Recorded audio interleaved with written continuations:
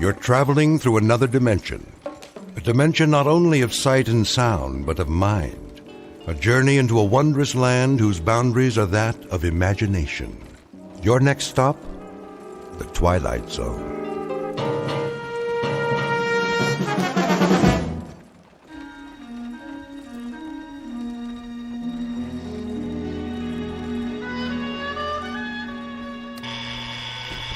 Blasted alarm. Let me sleep. Oh, all right, I hear you. It's 7:01 on a beautiful spring morning.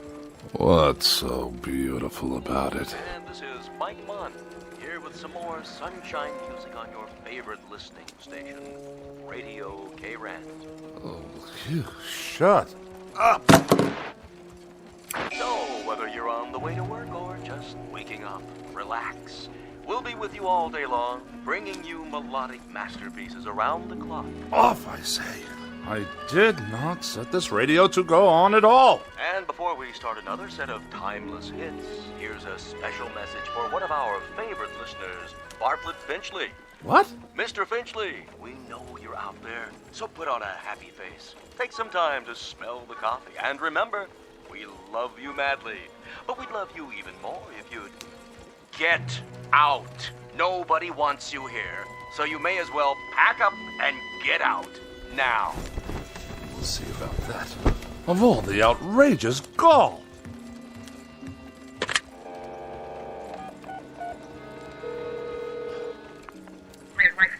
Operator, get me K-Rand. Yes, the radio station. No, I don't know the number. Kindly dial it for me. If you can spare a moment from your crossword puzzle. K-Rand, how may I direct your call? Connect me with Mike Munn. I beg your pardon? Munn, your asinine disc jockey. I'm sorry, sir, but there's no one here by that name. Of course there is. I just heard him on the radio. He took it upon himself to broadcast a personal insult directly and specifically aimed at me. We play all music all the time, sir. Do you know who you're speaking to? This is Bartlett Finchley. Yes, Mr. Finchley? And I will not be addressed in such a manner, on or off the air. Of course not, sir. Which manner? I'm sure you know full well what I'm talking about. The airwaves are licensed by the Federal Communications Commission, and they are not to be used for personal messages. I'm sure the FCC will be most interested in these blatant violations. They'll pull your license so fast it'll make your empty head spin like a top.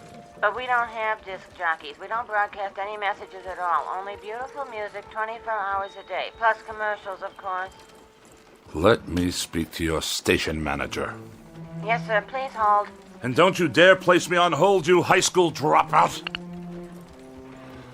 Oh, for the love of... I don't have time for this nonsense. I will not have it.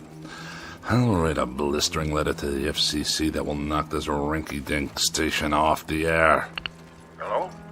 I want to file a complaint. A very, very serious complaint about your broadcasting policies. Come off it, Finchley. What did you say?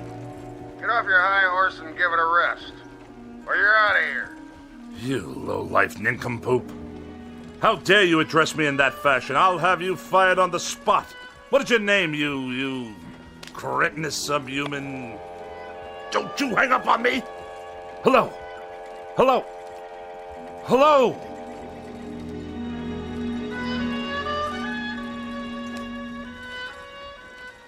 This is Mr. Bartlett Finchley, age 42, a practicing sophisticate and dedicated misanthrope who writes very special and very precious things for gourmet magazines, critical journals, and the like.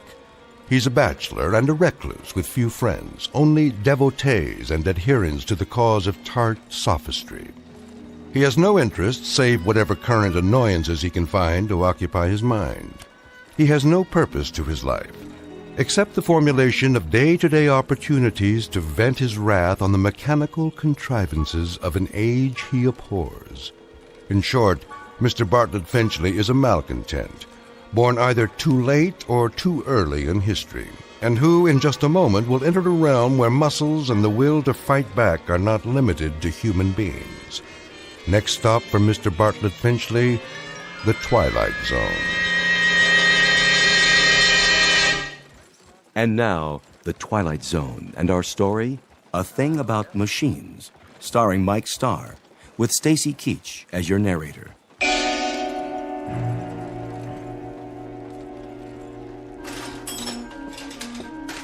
How are you today, Mr. Finchley? I'll answer that burning question after you tell me what's wrong with this electronic abomination in my living room. You mean your TV set? And also acquaint me with how much your current larceny is going to cost me. Well, let's see here. 2 hours labor, new circuit board, new oscillator, new comb filter. How very technical and how very nice. Speak English, man. Well, you asked me what was wrong. Never mind the subterfuge. I presume I'm to be dunned once again for 3 times the worth of the bloody thing. Well, I didn't charge you for my travel time. The total. What is the total? Here you go, Finchley. Oh, surely you jest. All right. I'll give you a break on the sales tax, seeing as how you're a regular. But this is the price of a meal in a 4-star restaurant. With wine. Labor don't come cheap nowadays. And neither, apparently, does my peace of mind. I requested that the device be restored to working order. The alternative being more disruptions to my writing schedule. Well, you could just get a new one every time. Might be easier all around. Last time I was here, Mr. Finchley, you'd kicked your foot through the picture tube, remember? I have a vivid recollection. It was not working properly, like every other electronic contraption in this house. I tried to rehabilitate it. By wrecking it? After a certain point, that is the only option left. I disposed of a clock radio in a similar manner this morning. Unfortunately, I must view a cooking program this evening in order to write my review of their fare, which I'm sure will be abysmal as usual, if the television should choose to operate at all. Why don't you just horsewhip it, Mr. Finchley? That'd show it who's boss. What do you say we cease the small talk? Let's get down to the petty larceny and be done with it. I'll put it on your tab. Send me a check before I come out the next time. I sometimes wonder exactly what is the purpose of the Better Business Bureau in such transactions. You got a complaint about my work? When they allow you itinerant extortionists to come back week after week, move wires around, busily probe with ham-like hands, and accomplish nothing but the financial ruin of every customer on your route. We're not a jip outfit, Mr. Finchley. We're legitimate repairmen. But I'll tell you something about yourself. Spare me, please. I'm sure there must be some malnutrition analyst with an aging mother to care for whom I can contact for that purpose. Why don't you hear me out, Mr. Finchley? That set doesn't work because you obviously got back there and yanked out wires and heaven knows what else. You had me over here last month to fix your tape recorder because you'd thrown it down the steps. It did not work properly. Well, that's the point, Mr. Finchley. Why don't they work properly? Offhand, I'd say it's because you don't treat them properly. I assume there's no charge for that bit of analysis. What does go wrong with these things, Mr. Finchley? Have any idea? Have I any idea? Now that's worth a scholarly 10 lines in your repairman's journal. Bilk the customer, but let him do the diagnosis. Well, the reason I ask that is because whatever it is that really bothers you about that television set and the radio and all the rest, it's something you're not telling me. Aside from being a rather incompetent clod, you're a most unreceptive listener. I've explained to you already. The television set simply did not work properly. And as for that original Marconi operating under the guise of a radio, it gave me nothing but static. You sure that was all that was wrong with them? I choose my words very precisely, thank you.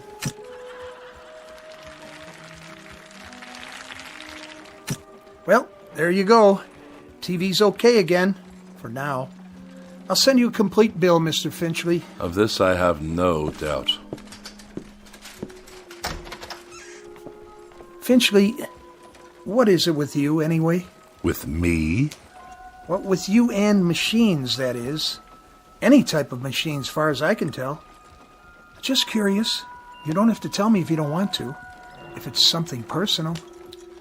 I will file that idiotic question in my memorabilia to be referred to at some future date when I write my memoirs. You will fill one entire chapter. The most forgettable person I have ever met.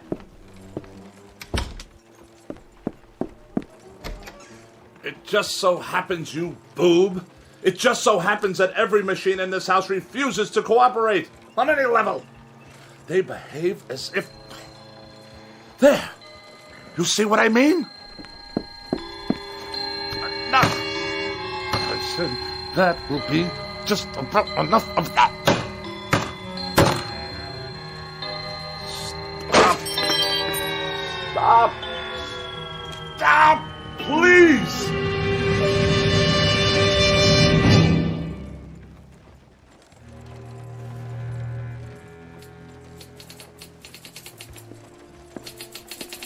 Miss Rogers?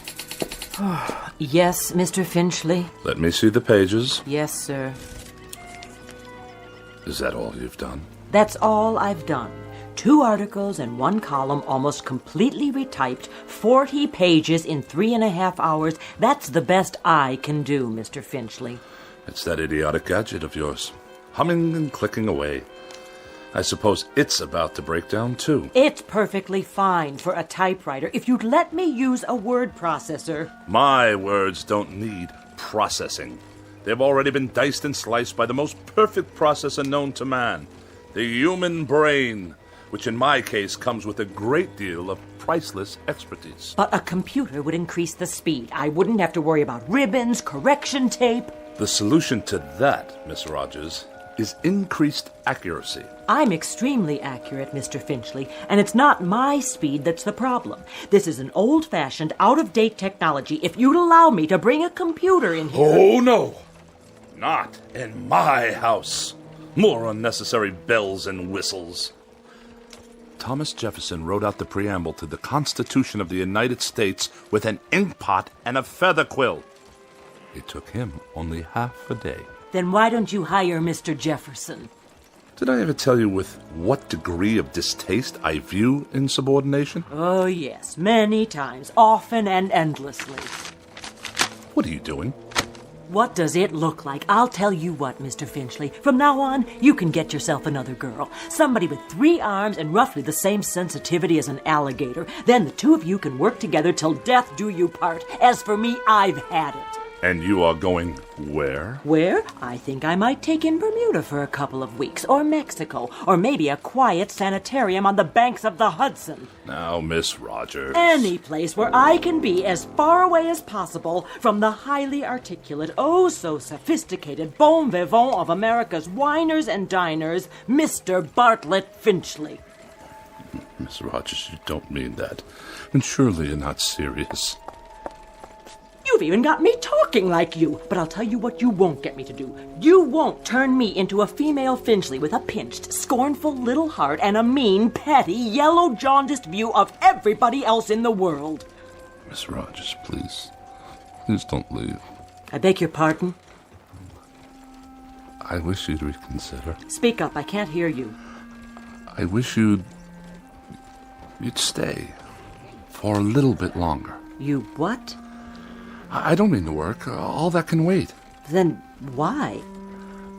I was just thinking... Well, we might have dinner. You're not serious. Or something, perhaps a cocktail. You are serious.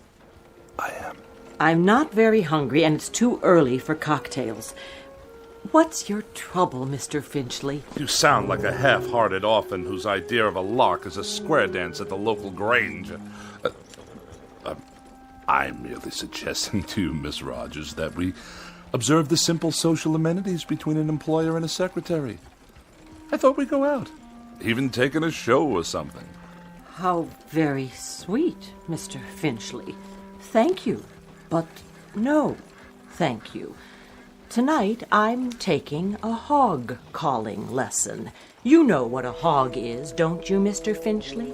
He's a terribly bright fathead who writes for gourmet magazines and condescends to let a few other slobs exist in the world just to take his rudeness and run back and forth at his beck and call. Good day, Mr. Finchley. Miss Rogers, before you go, have a cup of coffee or anything at all. If you must know, I'd like very much not to be alone for a while. Are you ill? No, not as such. Then what's the trouble? Does there have to be trouble because I'm desperately tired. I've hardly slept for 4 nights. And the very thought of being alone now, well, frankly, it's intolerable. Things have been happening, Miss Rogers. Very odd things. Go on. That TV set in the corner. It goes on late at night. Just goes on all by itself. I see you got it fixed. And the clock radio I kept in my bedroom, it went on and off, too, of its own accord, whenever I tried to catch up on my sleep. I'll let you in on a little secret. There's a conspiracy afoot in this house, Miss Rogers. Really, Mr. Finchley? That's exactly what it is. A conspiracy. The television set, the radio, electrical devices of every sort. That miserable car I drive. Even the clock on the mantelpiece. There's no clock on the mantel. I know. I threw it away. Why would you do that? What I'm getting at, Miss Rogers, is that for as long as I've lived, I've never been able to satisfactorily operate machines. Mr. Finchley, I think you ought to see a doctor. A doctor? Oh, the universal panacea of dreamless idiots. If you're depressed, see a doctor. If you're happy, see a doctor. If the mortgage is too high and the salary too low, see a doctor. You, Miss Rogers, you see a doctor. I am a logical, rational, intelligent man. I know what I see. I know what I hear. And for the past 3 months, I've been sharing this house with a collection of wheezy Frankenstein monsters whose whole purpose is to destroy me. Now, what do you think of that? I think you're terribly ill. I think you need medical attention. You obviously haven't heard a word I've said. I think you've got a very bad case of nerves from lack of sleep. By no choice of my own, I assure you. And I think that way down deep, you yourself realize that these things are nothing more than delusions. Now I know what you really think of me. That I'm to be pitied. That I'm a poor wretch, not in my right mind. That... Think what you like. Now where are you going? You don't need company, Mr. Finchley. You need analysis. You're no better than a cogwheel robotic machine yourself. You haven't an iota of compassion or sympathy. Mr. Finchley, please, let go of my arm. I'll let you go when I get good and ready till I shall go. Mr. Finchley, let's not make an ugly scene here. Now, come on, let me go. Mr. Finchley, let go of me! Get out of here. And don't come back! With distinct pleasure and manifest relief. Don't ever come back. I'll send you your check. I will not be intimidated by machines, so it follows that no empty-headed little secretary with a mechanical expression is going to get away with anything either. Mr. Finchley, in this conspiracy you're suffering, this mortal combat between you and the appliances, I hope you get licked. Good riddance! What? More typewriting? Oh, you think you'll turn yourself on any time you feel like it, do you? Let's see what you've written. Get out of here, Finchley. Get out of here, Finchley? Who are you to tell me to get out of my own house? You're a machine, a silly machine, an inanimate object. All right, that's it. This is war. You're not going to intimidate me. Did you hear what I said? You're not going to get away with it, you machines.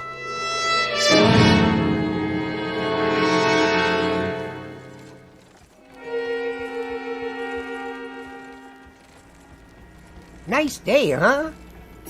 Define your terms. I was only making conversation, Mr. Finchley. Just see to it that this elevator takes me all the way to my destination without a mishap. 19th floor. Surprised I got here in one piece. Pardon, sir? No matter. You wouldn't understand. You couldn't, since you choose to collaborate with these infernal contraptions all day long. Yes, sir. Good afternoon, Mr. Finchley. Is it?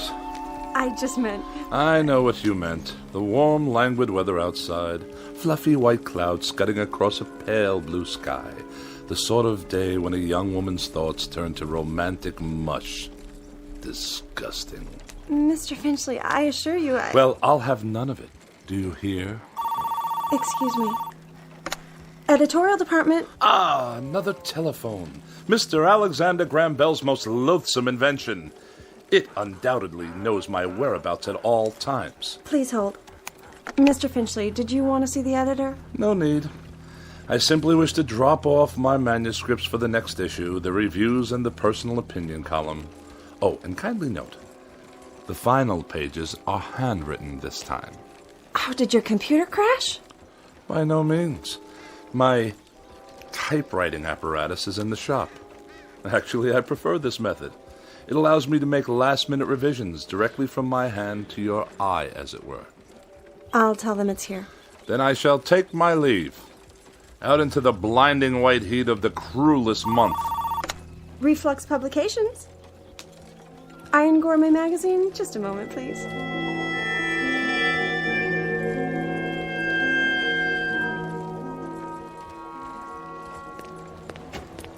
You there! Why are you touching my automobile? I'm writing you a citation, sir. For what reason? Overtime parking. What? The meter ran out. That's impossible. You can mail in the fine or pay in person. There's something wrong with the meter. Surely you can see that. I see a red flag. That's a violation. But I deposited the correct coins. Maybe you did. Just not enough, that's all.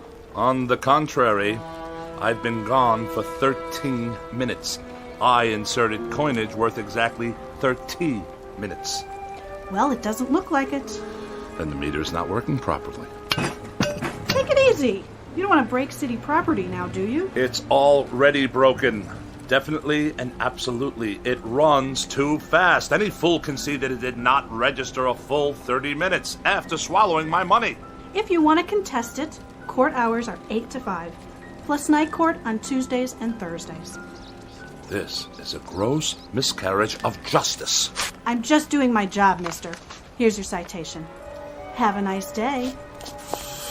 One more mechanical abomination designed to make my life a living hell.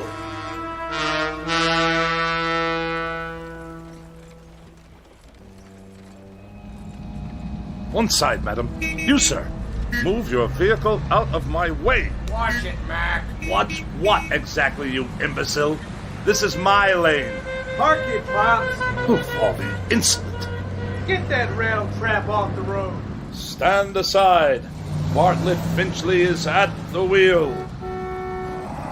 I earned my first driving license while that bully was still in kindergarten. The barbarians are at the gates. Yet another red light, waiting for some mother and her toddler to cross the street. Oh, look at them, stuffed to bursting on cheeseburgers. What's wrong with you? Are you blind? I did nothing. Simply placed my foot on the brake pedal. On the gas, you mean? The car moved forward under its own power. Yeah, sure. You trying to kill somebody? I saw the whole thing. He did try to kill you. On the contrary, the motor car obviously malfunctioned. We're in a crosswalk here. Get his license number. You do that. The light is now green. Do I have your permission to proceed? Get that piece of crap out of here. Gladly.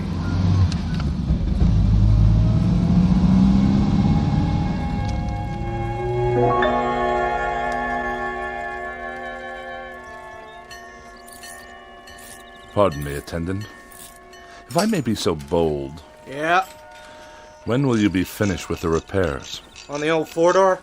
Soon, I trust, you've had more than enough time. Right. It's parked over there. Ah, my congratulations. And now for the bad news. What is this going to cost me? Nothing. For a brake overhaul? You mean no charge for the labor? I'll consider that a professional courtesy. I mean no charge, period. So you haven't completed the work. My good man, I can't wait around this gas station all day. There's nothing wrong with it. I checked the brakes, transmission, the works. It's an oldie, but there ain't nothing wrong with that car. Nothing? She's a classic. You know, you could sell that baby for good money if you want. But I distinctly felt the machine roll forward under its own volition. All the same, it's working perfect. Real cherry set of wheels you got there. I know a collector looking for something like that. I'll give you, say, $900. $900? The hubcaps cost more than that. Okay, $1,000. Give me the keys. If you say so. Here you go, Mr. Finchley. But she's not gonna last forever, you know. You ought to get back what you put into it. Buy yourself a nice new car. If you can hang on a minute, I'll call the guy. And waste even more of my precious time? Good day.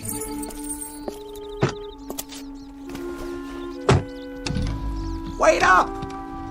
Ah, now you deduce what's wrong, as I'm about to drive away. $1,100. Cash on the barrelhead. Go tighten your fan belts or whatever it is you do in this incompetent establishment.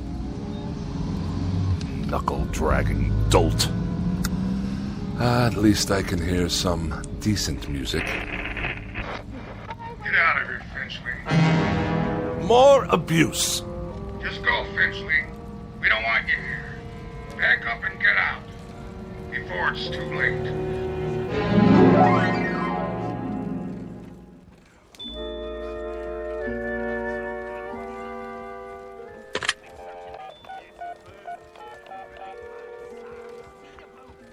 Miss Moore, please? Oh, is that you, Agatha? Bartlett Finchley here. Yes, my dear, it has been a long time. Too long. Which indeed prompts this call. How about, dinner this evening? Yes, with yours truly. Why, at the restaurant of your choosing, of course. Oh, no, you're quite mistaken. There are establishments that meet my standards.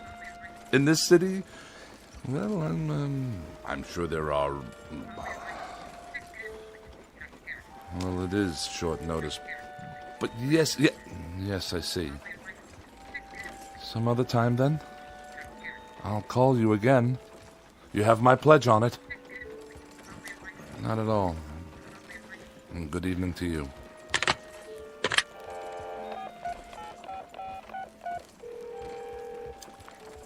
Mrs. Donnelly, please. Pauline, is that you? Oh, and how's my favorite young widow this evening? Bartlett. Bartlett Finchley. You remember? Yes. I'm tip-top. And you? Splendid. Say, listen, Pauline, I was wondering, sort of spur of the moment and all that, but oh... I see. I see. Yes, perfectly. That's quite all right. No, I hadn't heard the good news. Well, I'm delighted for you. Truly delighted. In June. I'll send you a wedding gift. Of course. Good night. It's the telephone. I'm sure of it. Distorting my voice, twisting my words. What other explanation is there? An army of forces dedicated to embarrassing me, inconveniencing me, and generally making my life as miserable as possible.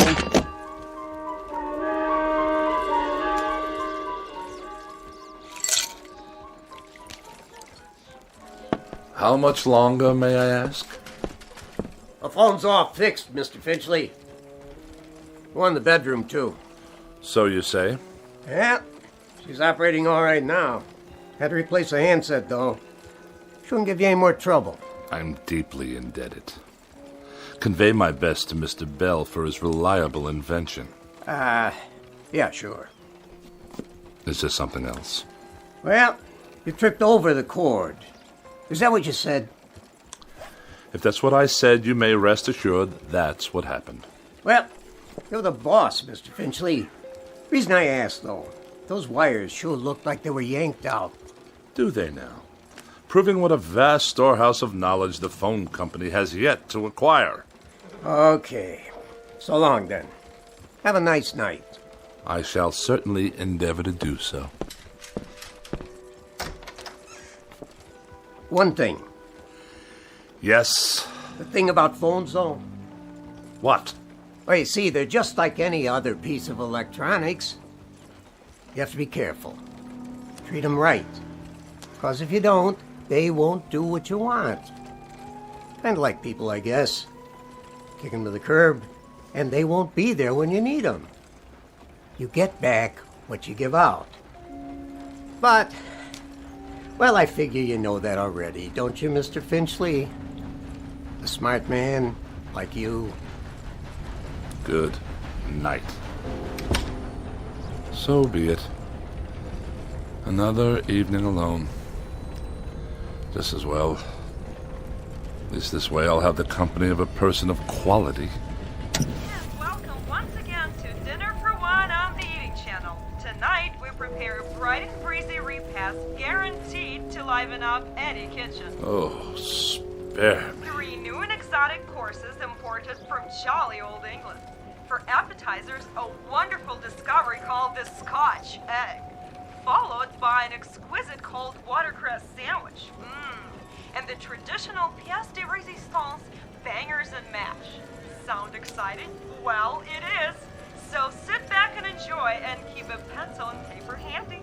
Now for something completely different. Balderdash. Not worthy of a review. Cretins and half-wits at every turn. Well, who needs you? Who needs any of you? Mr. Bartlett Finchley is going out on the town. He's going to have a wonderful evening with some good wine, and who knows what lovely lady I may meet during my nocturnal meanderings. Who knows indeed?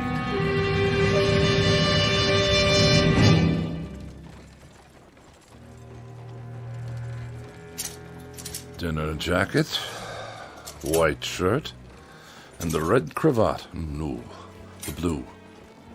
Or perhaps the polka dots. Yes. This will do. Now for a quick shave before dressing. Who do I see in the mirror there? Who can that attractive man be? Don't tell me. It's Bartlett Finchley. Good features. Strong chin. Bred from quality stock. All I need to do is whisk off the stubble. Ow! Bit me. The shaver actually bit me. I'm bleeding. Get away, you filthy bugger. Finchley. Who's there? Finchley. Look in the mirror. What do you really see? Huh? Who's speaking? Take a good look. You're ugly, Finchley. It's not my face. It can't be. An ugly, dried up old man. Do yourself a favor. Do us all a favor. Use a straight razor. Stop speaking at once. You have no right.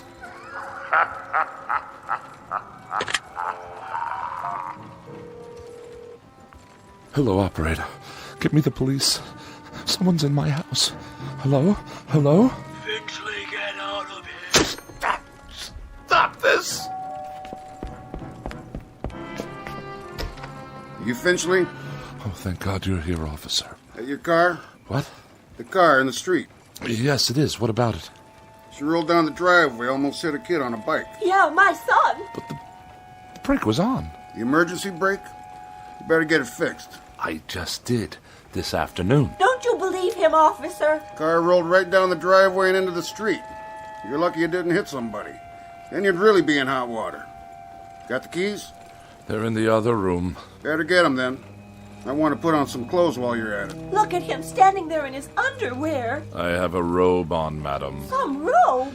It's called a dressing gown. And tie it shut. I'll write you up for indecent exposure, too. Oh, yes, of course. All right, fella, you better pull her back in the garage. I'll give you a warning this time. Have those brakes checked first thing in the morning, understand? Perfectly. There is another matter I'd like to discuss with you, officer, now that you're here. And what's all the noise in his house? He's always throwing stuff, yelling at the top of his lungs. That true?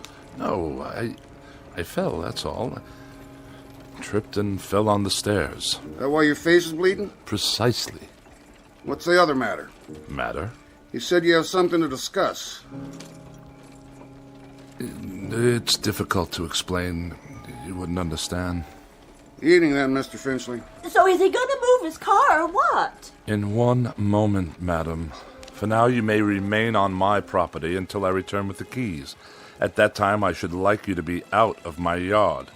Otherwise, I shall solicit the aid of this gendarme to forcibly eject you. Idiots! I need a drink.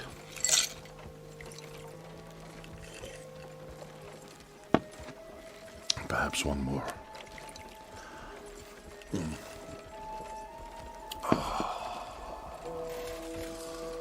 Oh, that's better. What if the car can't be trusted? How can I go out this evening? I'm a prisoner in this madhouse. Miss Rogers? Edith? Is that you? Yes, of course. You had second thoughts, and now you've come back. Where are you? But if you're not here, then who's typing? Get out of here, Finchley. Get out of here, Finchley. Is that all you can write, you infernal machine? Who turned you on? Get out of here, Finchley. Get out of here, Finchley. No. You get out of my television set. What's that? The clock. I smashed it this afternoon. Smashed it to smithereens. And you. I destroyed you too. Oh, you won't get me. You won't get me. I won't let you.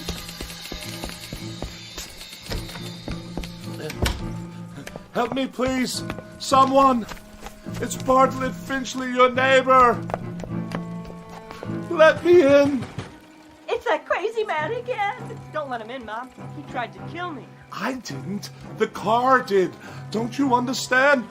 Open your door. You get away from here.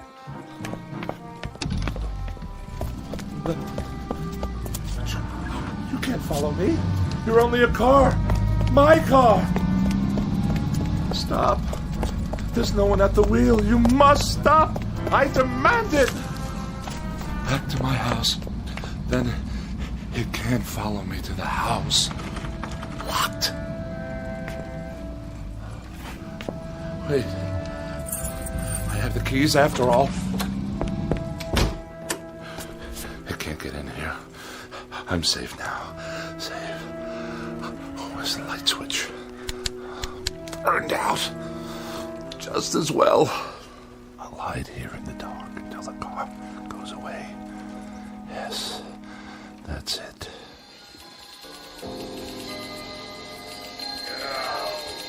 Get out of here. Get out of here, Finchley. Now! Away! I'll sneak away. Go somewhere, anywhere out of this town, far, far away. What? Those lights. Lyman. I can't see a thing.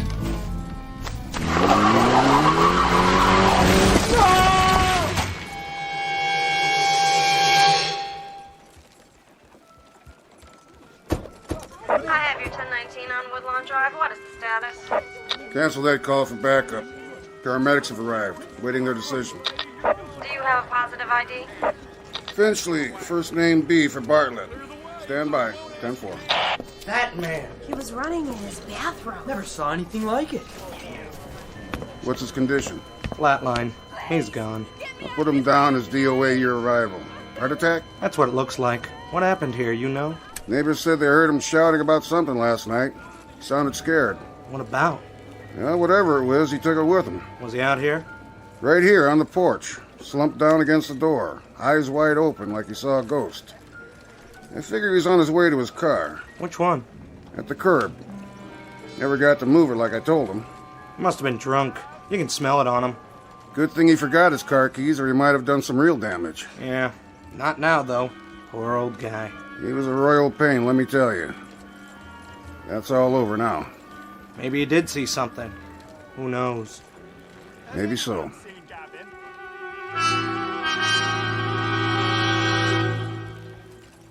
Yes, maybe so. It could just be that Mr. Bartlett Finchley succumbed to a simple heart attack and a set of delusions that were self-generated. It could just be that he was tormented beyond the breaking point by an imagination as sharp as his wit and as pointed as his dislikes. But as reported by those in attendance, this is one explanation that has definitely left the premises with the deceased. For now, look for it filed under M for machines in the Twilight Zone.